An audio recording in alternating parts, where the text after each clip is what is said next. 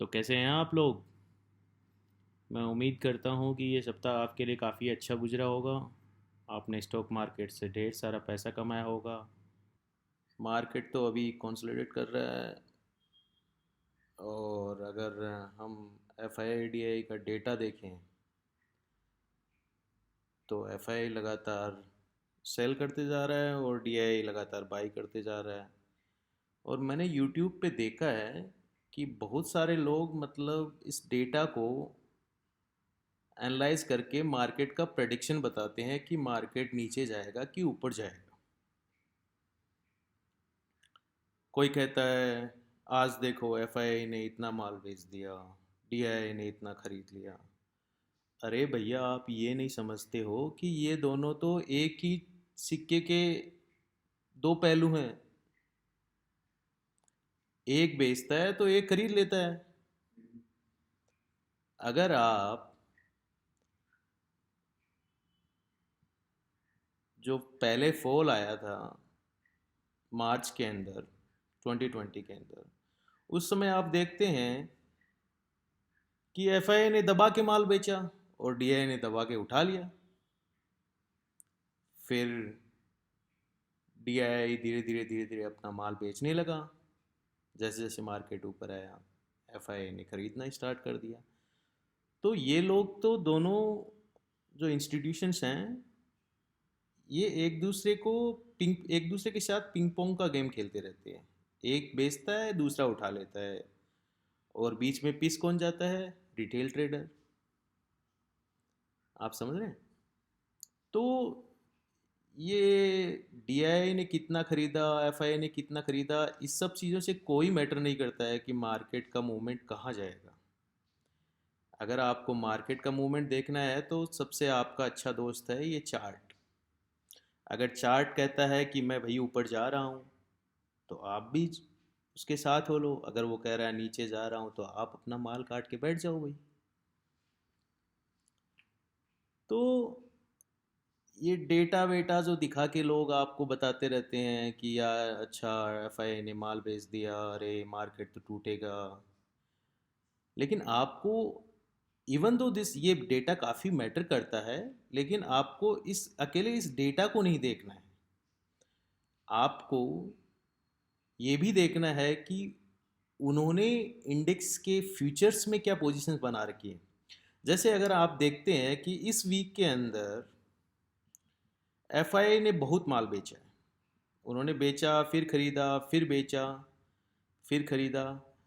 लेकिन अगर आप उनकी फ्यूचर की पोजीशन देखते हैं तो ये एनएससी की वेबसाइट है, और एनएससी की वेबसाइट में आप डेली की रिपोर्ट्स देख सकते हैं कि एफआईआई ने कितना परसेंटेज लॉन्ग में अपनी पोजीशंस बना रखी हैं और कितनी शॉर्ट में बना रखी हैं।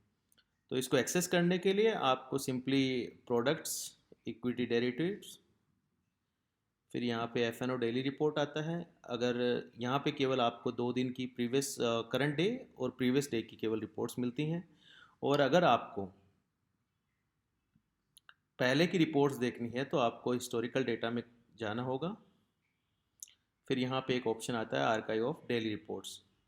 तो जैसे अभी तो आज की रिपोर्ट अभी आई नहीं है, तो अपन कल की रिपोर्ट देखते हैं। तो अगर मैं कल की रिपोर्ट देखता हूँ तो कल था थर्सडे। और अगर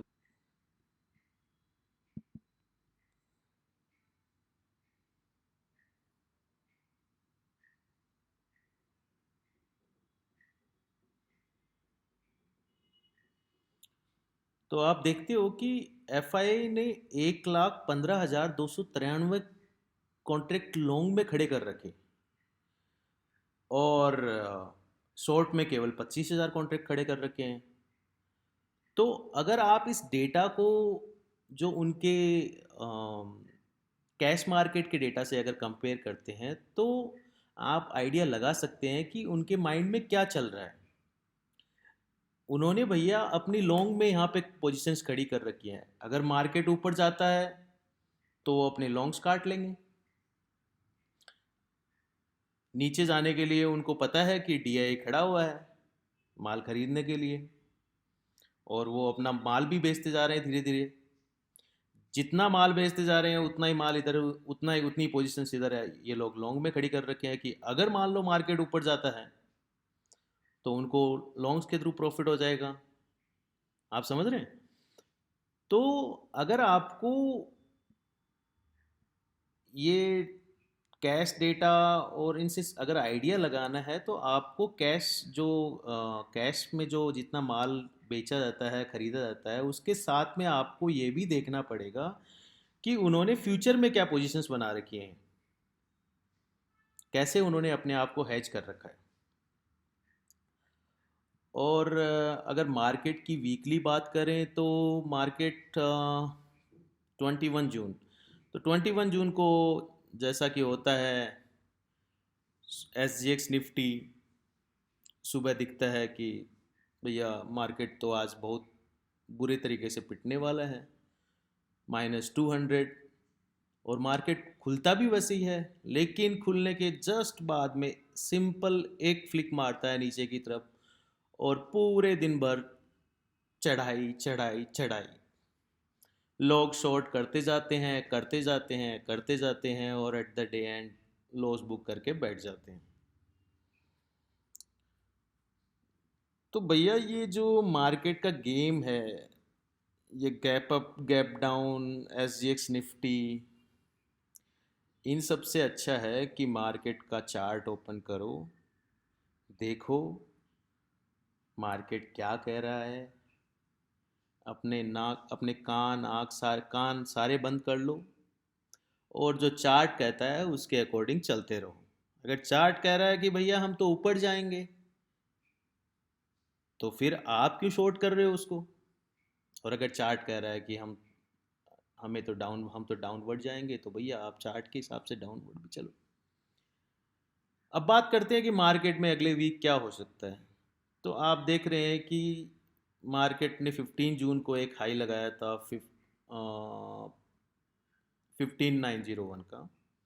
उसके बाद मार्केट ने दोबारा उस लेवल को टच करने की कोशिश की इसी वीक 22 जून को, और आज उन्होंने लगभग ऑल टाइम हाई के नज़दीक क्लोजिंग दी है। तो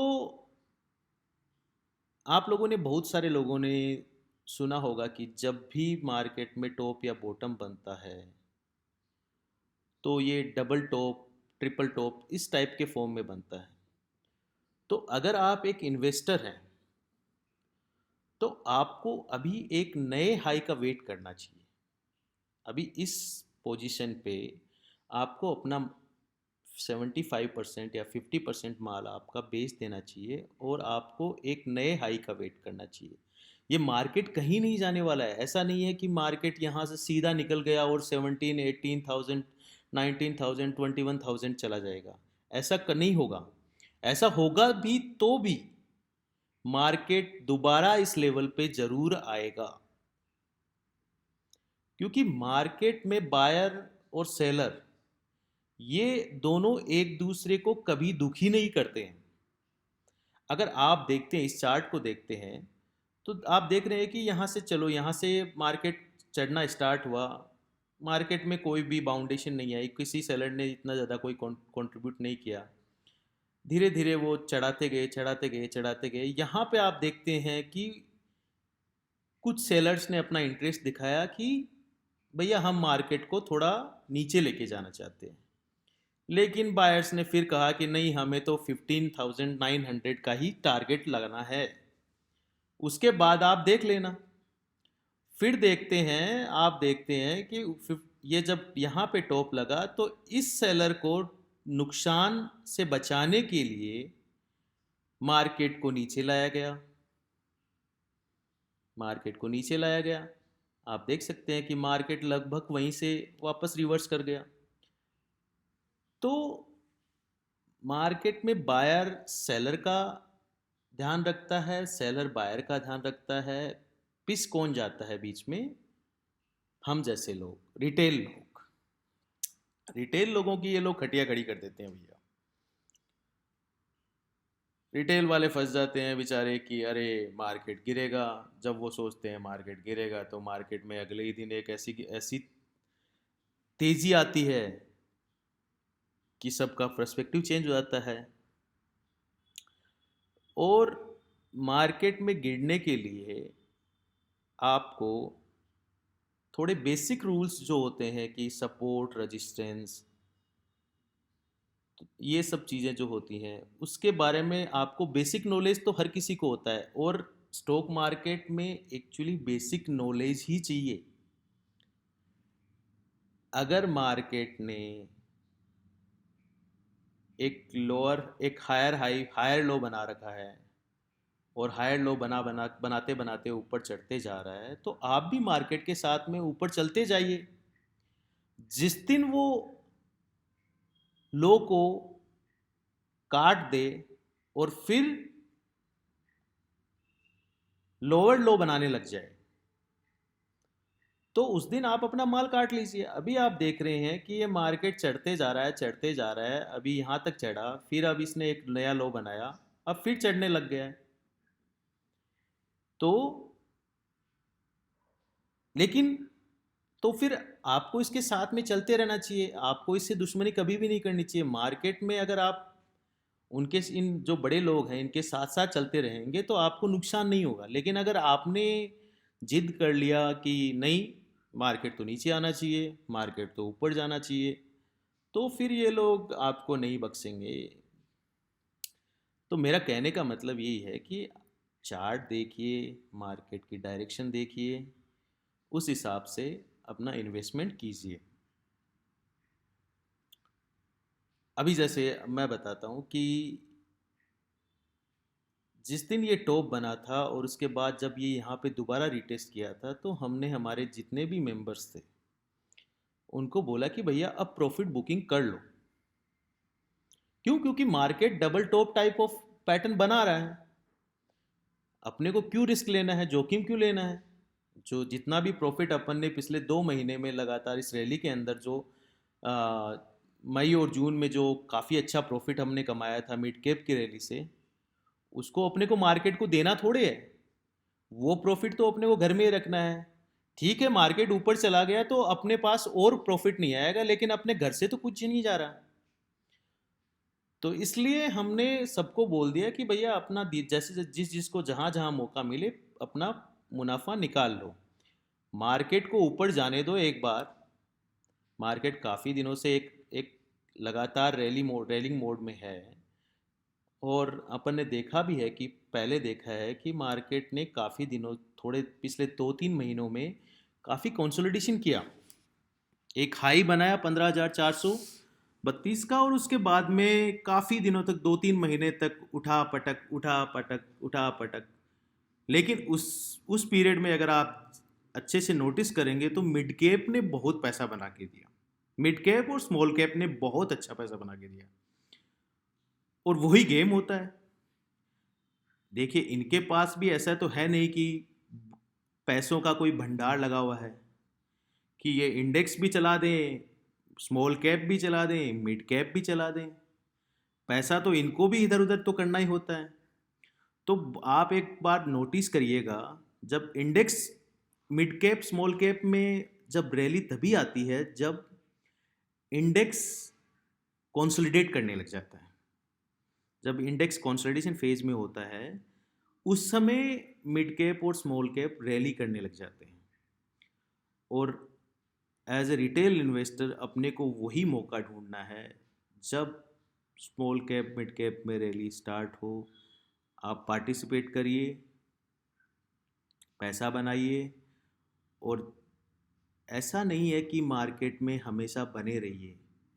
बने तब रहिए जब मार्केट में कोई एक नया हायर लगा हुआ हो और मार्केट में गुंजाइश हो।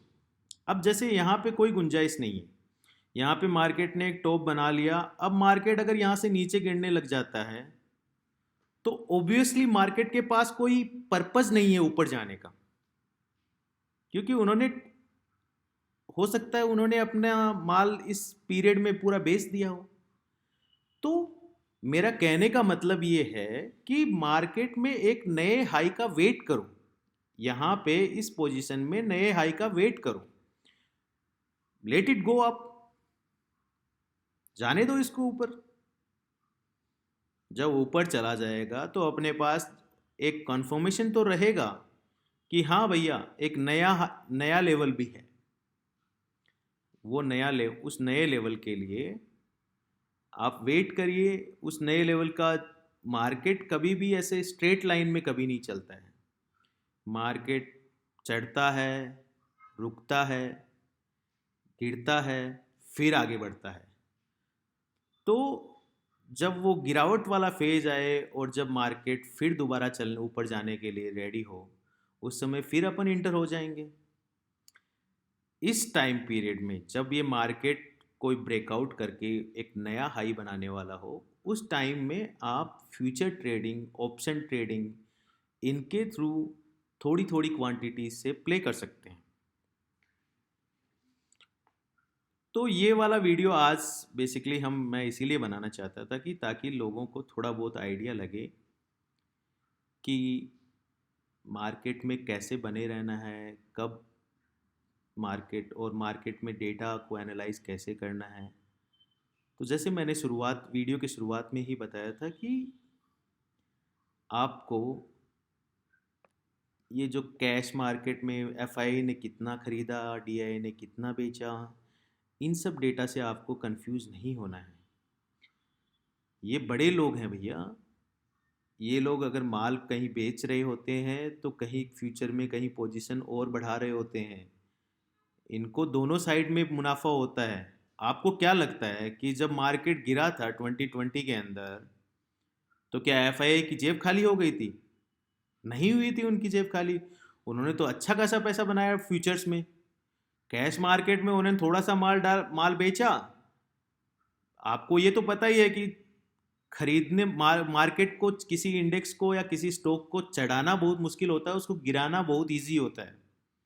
ये आपको चार्ट में भी दिखता है कि इंडेक्स, अगर आप देखते हैं इस इंडेक्स का मूवमेंट देखते हैं, अगर आप नोटिस करेंगे तो आप देखिए इसको यहाँ से चढ़ाने में बिल्कुल धीरे धीरे धीरे धीरे चढ़ा है। यहाँ पे देखिए कैसे चढ़ रहा है ये। खुला, फिर वहीं जहाँ ओपन हुआ वहीं क्लोज हो गया, फिर थोड़ा चढ़ा, फिर थोड़ा चढ़ा, लेकिन जब गिरा तो एक ही दिन के अंदर 432 पॉइंट गिर गया। तो मार्केट को गिराने के लिए तो मतलब आप समझ सकते हैं कि ये बड़े लोगों को ज़्यादा जोर नहीं आता है। खरीद इनको चढ़ाने के लिए ऑफ कोर्स जोर आता है, क्योंकि भैया रिटेल वाले भी प्रॉफिट बुकिंग करते हैं। फिर डीआई ने जो जितना माल खरीदा था वो लोग भी प्रॉफिट बुकिंग करेंगे, तो चढ़ाने में दिक्कत होती है लेकिन बेचने में नहीं होती। और गिराने में इनको दिक्कत नहीं होती, क्योंकि गिराने के लिए इनको कम क्वांटिटी में चीज़ें सेल करनी पड़ती है। अब बात करते हैं कि जो 2020 के अंदर, मार्च 2020 के अंदर एफआईआई ने इतना माल बेचा था अराउंड, देखते हैं अगर अपना आप देखेंगे कि नवंबर या मार्च महीने के अंदर उन्होंने 65,816 करोड़ रुपीस का माल बेचा था। उतना ही डीआईआई ने खरीद लिया। तो भैया इन्होंने क्या लॉस में बेच दिया क्या इतना अपना माल? इन्होंने क्यों माल बेच दिया अपना? नहीं भैया, इन लोगों ने लॉस में नहीं बेचा है। अगर आप, अब इसका कैसे पता चलेगा कि इन्होंने इस मूवमेंट से फ़ायदा कैसे उठाया? तो जैसे मैंने आपको बताया कि इस डेटा के साथ साथ आप फ्यूचर का डेटा भी देखिए। तो चलिए अपन देखते हैं कि उस समय इन लोगों की पोजीशंस क्या थी।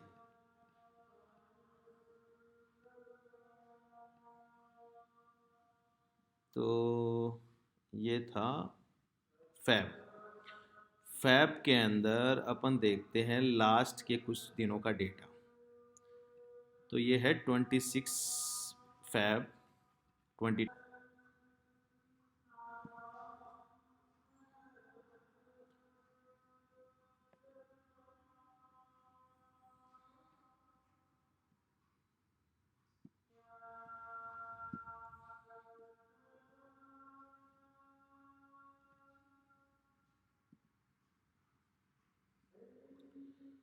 उस समय ये है डेटा है, 26 फरवरी का डेटा है।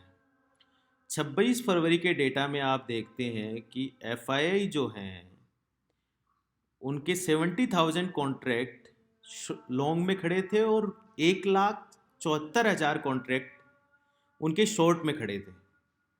अब बताइए भला, वो जब माल बेचेंगे, मार्केट जब नीचे आएगा तो वो लोग तो अपने शॉर्ट कवर कर लेंगे, राइट? उनको तो इधर से प्रॉफिट निकल आएगा। और आपको ये भी पता है कि फ्यूचर में, जब फ्यूचर में मुनाफा, फ्यूचर में काफ़ी अच्छा मुनाफा होता है लोगों को जब मार्केट चढ़ता है या गिरता है। ठीक है, ये 26 फरवरी का डेटा है। अपन देखते हैं कि उन्होंने जो मंथ, उस फरवरी का जो मंथ क्लोज हुआ था, उसकी जो मंथली एक्सपायरी थी, उस समय उनका क्या डेटा था, जो 28 फरवरी को अपन डेटा देखते हैं।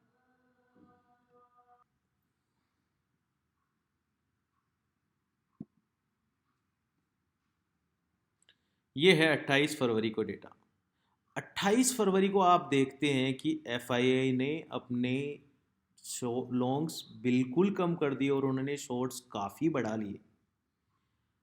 तो भैया यहाँ पे इंडिकेशन दिख रहा है साफ साफ कि कुछ तो गड़बड़ है मेरे दोस्त, कुछ तो गड़बड़ है। और अब आपको समझ में आ रहा होगा कि डीआईआई एफआईआई ने जब इतना माल बेचा तो उनका नुकसान क्यों नहीं हुआ, क्योंकि उन्होंने तो अपने इतने सारे लॉन्ग बना रखे थे, लॉन्ग बना रखे थे। और डीआईआई का उस समय, डीआईआई देखिए, उससे जस्ट पहले आप अगर देखेंगे, अगर आप जो ये डेटा है वो अगर देखते हैं, उससे जस्ट पहले अगर आप देखते हैं कि ये लोग, ये जो एफआईआई जो हैं, ये लगातार खरीदते आ रहे थे, मार्केट को चढ़ाते आ रहे थे। और अगर आप इस डेटा को, अगर आप इस डेटा को प्लॉट करें कि एक पर्टिकुलर नवंबर 2018 के पास में डीआईआई के पास कितना माल था, ओवरऑल माल की बात कर रहा हूँ, ओवरऑल स्टॉक्स और उनकी माल बात कर रहा हूँ, कि जैसे यहाँ पे 26,000 हो गया, 12,000 हो गया, तो 38,000 हो गया, फिर ये 39,000 हो गया। अगर आप इसको प्लॉट करेंगे तो आप एक चीज़ नोटिस करेंगे कि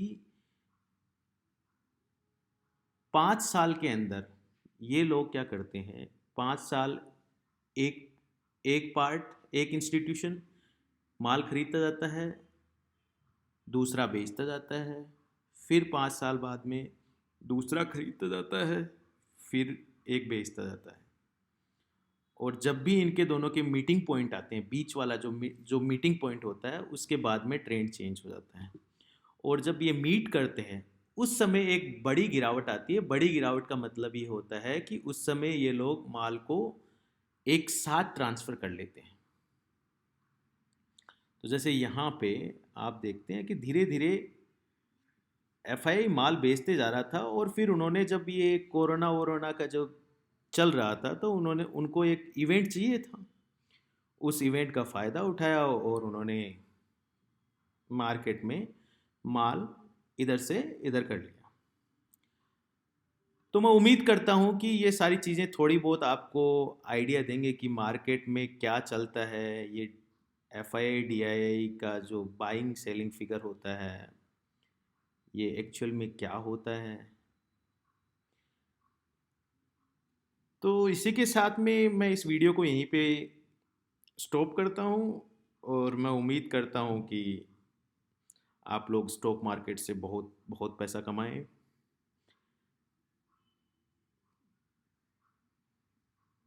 धन्यवाद।